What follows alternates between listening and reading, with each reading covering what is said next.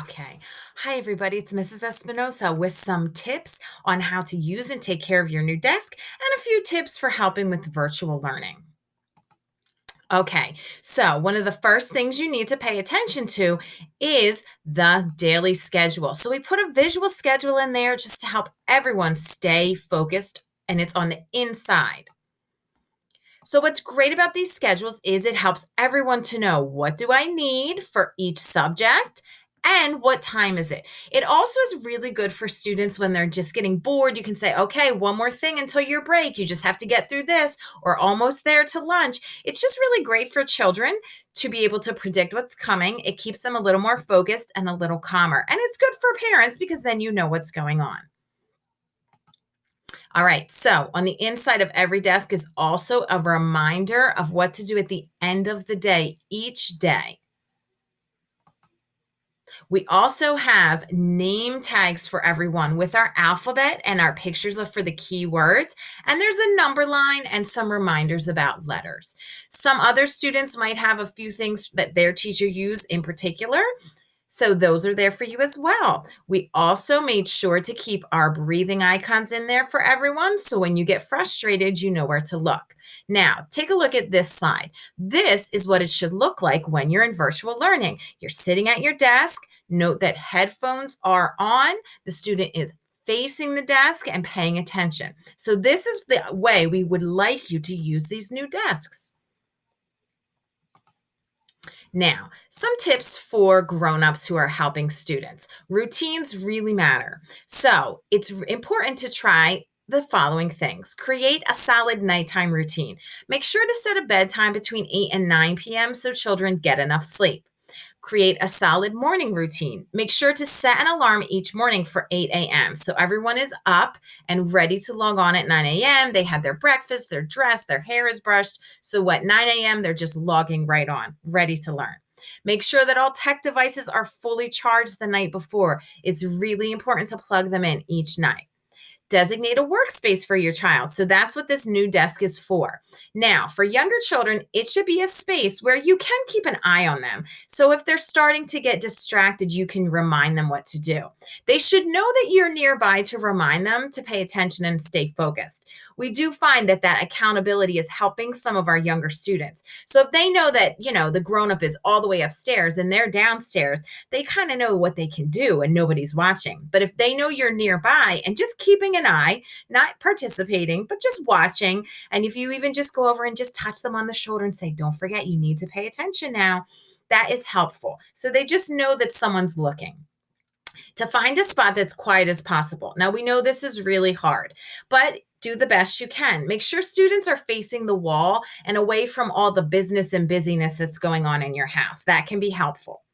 Also, have the students use their headphones so that they're hearing just the teacher and not all the conversations going on in the background. We know it's your house and there's going to be background noise and conversations. So the headphones just help the students to tune that out and focus on their teacher during live instruction.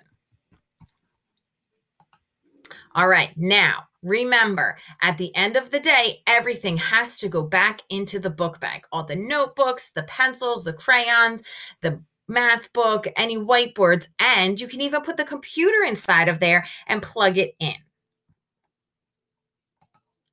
So this way, every day, all of your materials are ready. Notice how these students are hanging their headphones on the side of the desk, right? And then they put their book bag right there. This way, if you have any little brothers and sisters who like to grab things and play, they can't get at them. And if you have any pets like dogs or cats, they can't get at your stuff, right? Okay, so it's really important that you put that computer inside and charge it, and then your book bag is up on the desk each night out of reach. Then the next day when you go to sit down, all of your materials will be there and you're ready to learn. And while you're learning, you can keep that book bag right next to you, lean it up against your little table. Then every time you need something and your teacher asks, you'll know right where it is. Now, One little tip we're finding with our materials, all of these small materials like glue sticks and crayons, markers, and pencils, they do better in this small front pocket right here. When we put them in the big pocket with all the other stuff, they get kind of lost at the bottom. So all your little materials that you use to write and color, keep those in this front pocket of your book bag.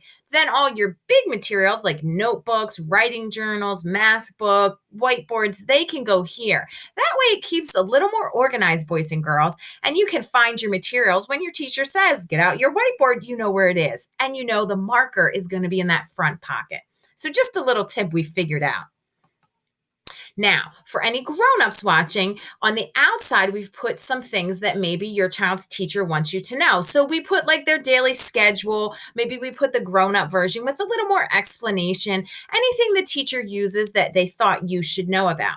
This is really helpful if anyone else is helping you that day, or just for you to know, oh, why is he doing that right now? Or, oh, he needs to have his math book out. What's he doing? So that you can support your child. This is also a good reminder to any older siblings in the house. We have noticed sometimes, the middle school and high school students are doing their independent work when our elementary students are in live instruction. So sometimes those older brothers and sisters start talking to the little ones. So they can also look on here and say, oh, wait, I need to be quiet, or I need to leave them alone. They're in live instruction right now.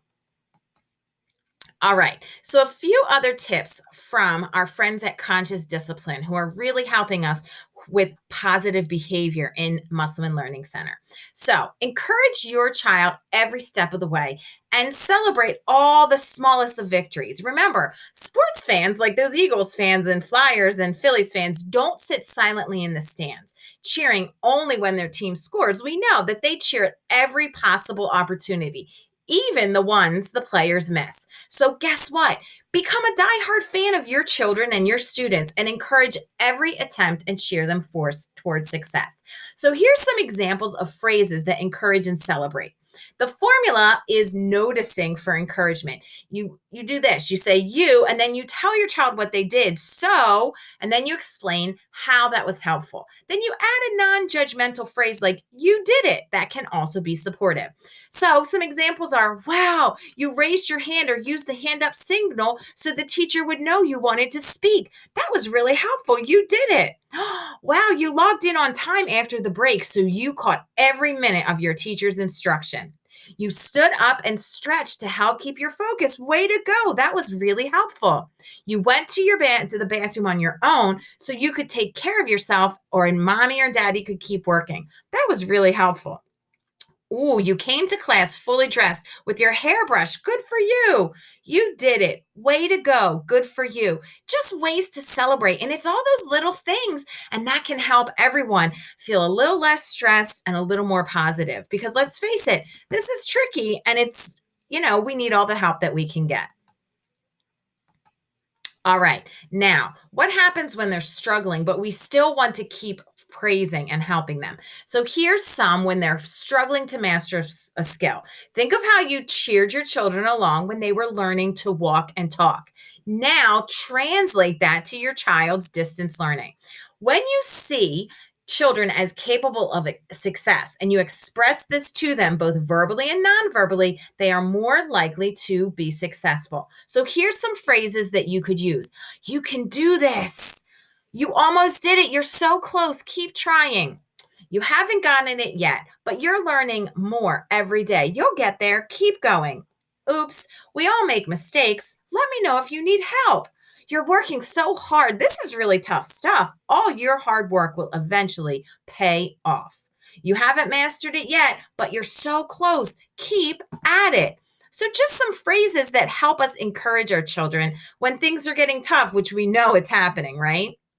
Now, don't forget, all of our students at Musselman know these 4 breathing exercises: the star, the drain, the balloon, and the pretzel. And we use them and we teach our students that when they're having that tough time or they're having trouble focusing, they can always do 3 breaths. So they could do 3 stars, 3 drains, anytime they need to. We know that deep breathing really helps people to calm their body and get their focus.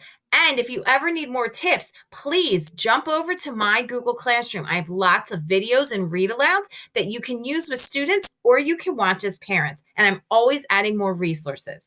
So if you need anything, take a look there, because there I have some great resources to help us all get through this. We can't forget that emotional part of this time because stress is high. And as it keeps going, it gets a little more stressful. So remember, we're here to help you and we have lots of resources. So if you need anything, please don't hesitate to reach out. Here's my email or my Google Voice. You can text me or call me on that number. We're here for you and we're going to get through this together. Remember, virtual learning is hard, but we can do it. We've gotten this far. So anything you need, please let me know. All right, until I see you again, I'm going to wish you well. I'm going to put you all in my head, take you to my heart, fill my heart up with love, and send it out to you. I wish you well. Take care and be safe. Bye-bye.